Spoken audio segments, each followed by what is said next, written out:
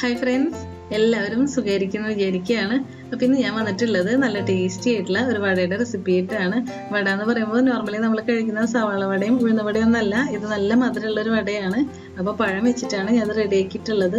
നല്ല ടേസ്റ്റാണ് കേട്ടോ കഴിക്കാനായിട്ട്. പുറമേ കുറച്ച് ഹാർഡും അതുപോലെ ഉള്ളിൽ നല്ല സോഫ്റ്റ് ആയിട്ടുള്ള നല്ല ടേസ്റ്റി ആയിട്ടുള്ള ഒരു സ്നാക്കാണ്. അപ്പോൾ നിങ്ങൾ എല്ലാവരും ഒന്ന് ട്രൈ ചെയ്ത് നോക്കുക. നമുക്ക് വളരെ കുറച്ച് സമയം മതി ഇത് റെഡിയാക്കി എടുക്കാനായിട്ട്. അപ്പോൾ എല്ലാവരും വീഡിയോ ഒന്ന് സ്കിപ്പ് ചെയ്യാതെ കണ്ടു നോക്കൂ. എന്തായാലും നിങ്ങൾക്കിത് ഇഷ്ടമാവും. അതിനു മുൻപായിട്ട് ആരെങ്കിലും നമ്മുടെ വീഡിയോ ഫസ്റ്റ് ടൈമാണ് കാണുന്നതെന്നുണ്ടെങ്കിൽ സബ്സ്ക്രൈബ് ചെയ്യാൻ മറക്കരുത്. കൂടെ ഒരു ബെല്ലൈക്കൻ വരും, അതോടെ ഒന്ന് ക്ലിക്ക് ചെയ്യണം. എന്നാൽ മാത്രമേ ഞാൻ ഇനി നെക്സ്റ്റ് വീഡിയോസ് ഇടുമ്പോൾ പെട്ടെന്ന് തന്നെ നോട്ടിഫിക്കേഷൻസ് കിട്ടുള്ളൂ. അപ്പം നമുക്ക് നോക്കാം എങ്ങനെയാണ് നല്ല ടേസ്റ്റി ആയിട്ടുള്ള നല്ല മധുരമുള്ള വട റെഡിയാക്കി എടുക്കാം. ഈ സ്നാക്ക് റെഡിയാക്കി എടുക്കാനായിട്ട് നമുക്ക് വേണ്ടത് പഴമാണ്. ഞാനപ്പോൾ ഇവിടെ 3 നേന്ത്രപ്പഴം എടുത്തിട്ടുണ്ട്. അപ്പോൾ നമ്മൾ കുറച്ച് പഴുത്ത പഴം എടുക്കുകയാണെങ്കിൽ അത്രയും നല്ലതാണ് കേട്ടോ. നമുക്ക് പെട്ടെന്ന് തന്നെ ഉടച്ചെടുക്കാനൊക്കെ പറ്റും. അപ്പോൾ ഇനി നമുക്ക് ഇതൊന്ന് ബോയിൽ ചെയ്തെടുക്കണം. അപ്പോൾ നിങ്ങൾ എങ്ങനെയാണ് ഇത് ബോയിൽ ചെയ്തെടുക്കുന്നത്? ഇപ്പോൾ സ്റ്റീമറിലോ ഇഡ്ഡലി പാത്രത്തിലോ ഇല്ലാന്നുണ്ടെങ്കിൽ കുക്കറിലോ എങ്ങനെയാണെന്ന് വെച്ചാൽ നമ്മൾ ചെയ്യാറുള്ള പോലെ നമുക്കൊന്ന് ബോയിൽ ചെയ്തെടുക്കാം. ഇത് ശർക്കര പാനി ഒന്ന് റെഡിയാക്കി എടുക്കണം.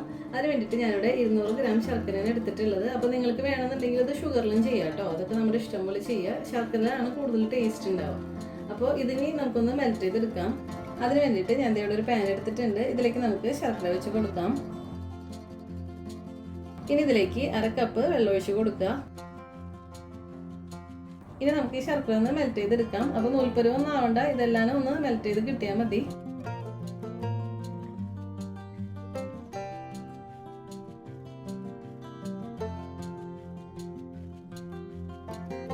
ഇപ്പം എല്ലാം നന്നായിട്ട് മെൽറ്റ് ചെയ്ത് കിട്ടിയിട്ടുണ്ട്. അപ്പോൾ ഇത്രയും മതി. ഇനി നമുക്ക് ഫ്ലെയിം ഓഫ് ചെയ്യാം. ഇനി നമുക്ക് കുറച്ച് നേരം ഇതൊന്ന് ചൂട് പോകാനായിട്ട് മാറ്റി വയ്ക്കാം. അതിനുശേഷം എന്തെങ്കിലും കല്ലോ തെറിക്കണേ പോകാനായിട്ട് ഇതൊന്ന് അരിച്ചെടുക്കണം കേട്ടോ.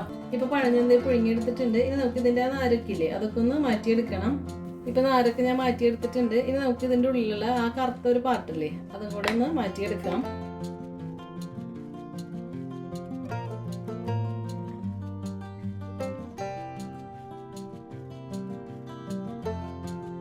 ഇതേപോലെ നമുക്ക് ബാക്കിയുള്ളതൊക്കെ റെഡിയാക്കി എടുക്കാം.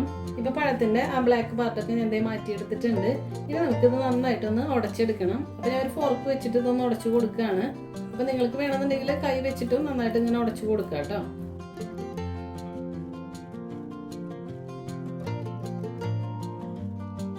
ഇപ്പൊ ഇത് ഞാൻ നന്നായിട്ട് ഉടച്ചെടുത്തു. ഇനി ഇതിലേക്ക് ഒരു 1/4 കപ്പ് ഗോതമ്പൊടിയാണ് ഞാൻ ഇട്ട് കൊടുക്കുന്നത്. അപ്പൊ നിങ്ങൾക്ക് വേണമെന്നുണ്ടെങ്കിൽ ഇത് മൈദയിലും റെഡിയാക്കി എടുക്കാം. ഇനി ഇതിലേക്ക് 1/2 കപ്പ് പഞ്ചസാര ഇട്ട് കൊടുക്കുക. അപ്പൊ പഞ്ചസാരയൊക്കെ ചേർത്ത് കൊടുക്കുമ്പോൾ അത് നമ്മുടെ ഇഷ്ടത്തിന് ഇട്ട് കൊടുക്കുക. അതുപോലെ തന്നെ നമ്മൾ എടുക്കുന്ന പഴത്തിന്റെ മധുരത്തിനനുസരിച്ചിട്ടൊക്കെ ചേർത്ത് കൊടുക്കുക കേട്ടോ.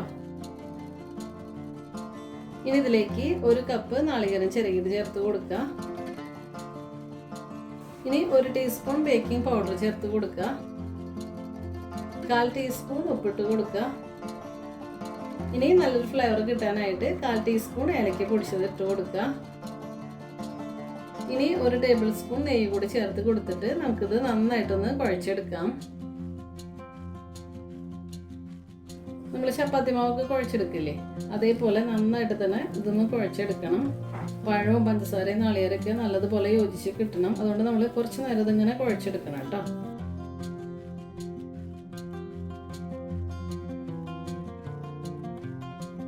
ഇതേപോലെ റെഡിയാക്കി എടുക്കുക. അപ്പോൾ അങ്ങനെ കുഴച്ചെടുക്കുമ്പോൾ കുറച്ച് ലൂസായിട്ട് തോന്നുകയാണെന്നുണ്ടെങ്കിൽ 2 ടേബിൾ സ്പൂൺ ഗോതമ്പൊടി കൂടി ഇട്ടിട്ട് ഒന്ന് കുഴച്ചെടുക്കുക കേട്ടോ. അപ്പോൾ ഇതേപോലെ റെഡി ആയിട്ട് കിട്ടും.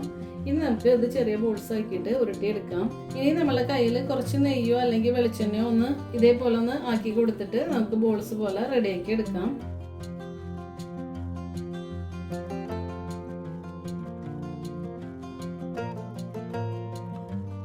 ഇനി ഇത് പതുക്കുന്ന പ്രസ് ചെയ്ത് കൊടുത്തിട്ട് ഒരു വടയുടെ ഷേപ്പിൽ നമുക്ക് റെഡിയാക്കി എടുക്കണം. ഇനി കയ്യിൽ നിന്ന് നെയ്യിലൊന്ന് ഡിപ്പ് ചെയ്തിട്ട് ഇങ്ങനെ സെന്ററിലായിട്ട് ഹോളിട്ട് കൊടുക്കുക. ഈ ഷേപ്പിൽ ഞാൻ ഇപ്പോൾ റെഡിയാക്കി എടുത്തിട്ടുണ്ട്. അപ്പോൾ ഇതേപോലെ തന്നെ നമുക്കിനി ബാക്കിയുള്ളതൊക്കെ റെഡിയാക്കി എടുക്കാം.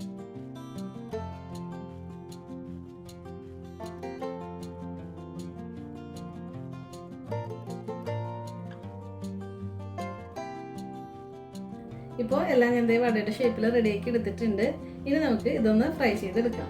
ഇനി ഞാൻ ഇവിടെ ഒരു പാൻ എടുത്തിട്ടുണ്ട്. ഇതിൽ നമുക്ക് ഫ്രൈ ചെയ്യാൻ ആവശ്യമായിട്ടുള്ള ഓയിൽ ഒഴിച്ച് കൊടുക്കാം. ഇപ്പോൾ ഓയിൽ ചൂടായിട്ടുണ്ട്. ഇനി നമുക്ക് ഓരോന്നായിട്ട് ഇതിലേക്ക് ഇട്ട് കൊടുക്കാം.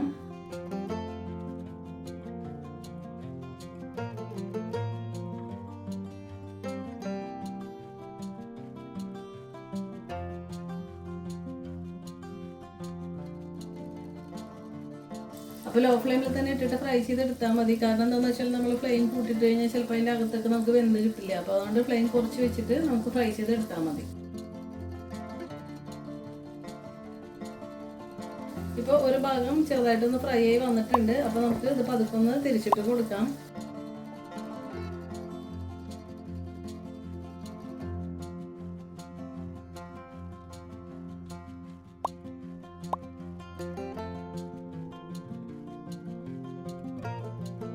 ഇപ്പം ഞാൻ തിരിച്ചിട്ട് കൊടുത്തിട്ടുണ്ട്. അപ്പോൾ ഇതേപോലെ നമുക്ക് തിരിച്ച് മറിച്ചിട്ടിട്ട് ഫ്രൈ ചെയ്തെടുക്കാം.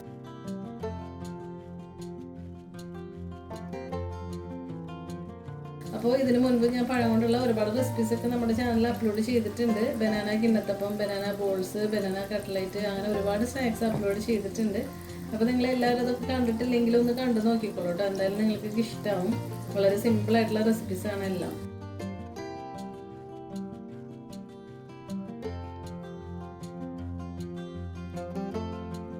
അപ്പോൾ ഇതുപോലുള്ള സ്നാക്സ് ഒക്കെ ഒന്ന് ട്രൈ ചെയ്ത് നോക്കിക്കോളൂ. അപ്പോൾ നമ്മുടെ വീട്ടിൽ ഗസ്റ്റ് ഒക്കെ വരാണെങ്കിൽ തന്നെ ഇതേപോലെ വെറൈറ്റി ആയിട്ടുള്ള സ്നാക്സ് ഒക്കെ റെഡി ആക്കി കൊടുക്കാമല്ലോ. അപ്പോൾ എന്തായാലും എല്ലാവർക്കും ഇഷ്ടമാവുകയും ചെയ്യും. ഇത് പഴം പഞ്ചസാരക്ക് അതിൻ്റെ പേരിൽ തന്നെ കണ്ടില്ലേ, ഇതിൻ്റെ കളറൊക്കെ ഇതേപോലെ നല്ലൊരു ഗോൾഡൻ കളറായിട്ട് വരും.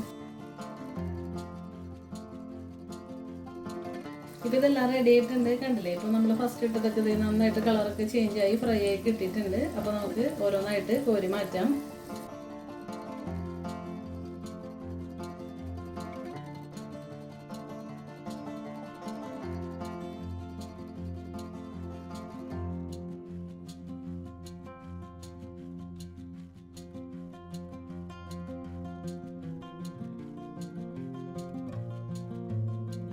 ഇപ്പോൾ ഒരു ബാച്ച് ഞാൻ ഇത് ഫ്രൈ ചെയ്തെടുത്തിട്ടുണ്ട്. അപ്പോൾ ഇതേപോലെ നമുക്കിനി ബാക്കിയുള്ളതും ഫ്രൈ ചെയ്തെടുക്കാം.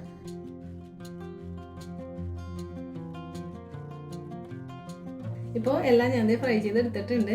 ഇനി നമ്മൾ എന്താ ചെയ്യേണ്ടതെന്ന് വെച്ചാൽ, നമ്മൾ നേരത്തെ അരിച്ച് മാറ്റി വെച്ചിട്ടുണ്ടായിരുന്ന ശർക്കര പാനില്ലേ, ഇതിപ്പോൾ ചൂടൊക്കെ പോയിട്ട് ഞാൻ അരിച്ചെടുത്തതാണ്. അപ്പോൾ നിങ്ങൾ എടുക്കുമ്പോൾ അത് കട്ടയായി പോവാന്നുണ്ടെങ്കിൽ പതുക്കെ ഒന്ന് ചൂടാക്കി എടുക്കാം കേട്ടോ. അപ്പോൾ അത് മെൽറ്റായിട്ട് കിട്ടും. അപ്പോൾ ഇനി നമുക്ക് ഈ വട ഇതിലൊന്ന് ഡിപ്പ് ചെയ്തെടുക്കാം. ഒരു സൈഡ് മാത്രം നമുക്ക് ഈ ശർക്കര പാനിൽ ഇങ്ങനെ ഇട്ട് കൊടുക്കുക. നമ്മൾ ഡോണറ്റൊക്കെ റെഡിയാക്കി എടുക്കില്ലേ, അതേപോലെയാണ്.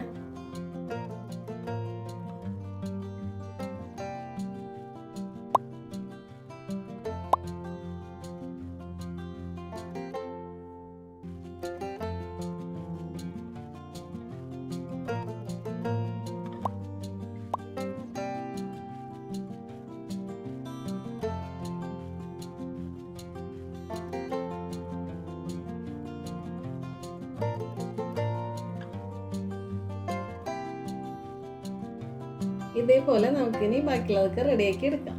ഇപ്പോൾ എല്ലാം ഞാൻ ശർക്കര പാനിൽ ഡിപ്പ് ചെയ്തെടുത്തു. ഇനി ഞാൻ ഇതിൻ്റെ മുകളിലായിട്ട് കുറച്ച് ഡെസിക്കേറ്റ് കോക്കനട്ട് ഒന്ന് സ്പ്രെഡ് ചെയ്ത് കൊടുക്കുന്നുണ്ട്.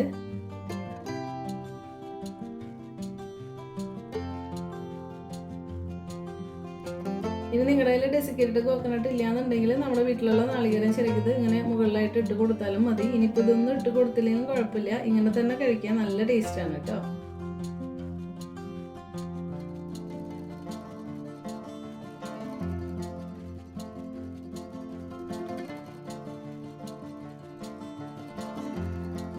ഇപ്പോൾ എല്ലാം ഞാൻ സ്പ്രെഡ് ചെയ്ത് കൊടുത്തു. അപ്പോൾ ഇത്രയേ ഉള്ളൂ. വളരെ പെട്ടെന്ന് തന്നെ നമുക്ക് പഴമൊക്കെ വീട്ടിലുണ്ടെങ്കിൽ വെറൈറ്റി ആയിട്ടുള്ള സ്നാക്കൊക്കെ റെഡിയാക്കി എടുക്കാം.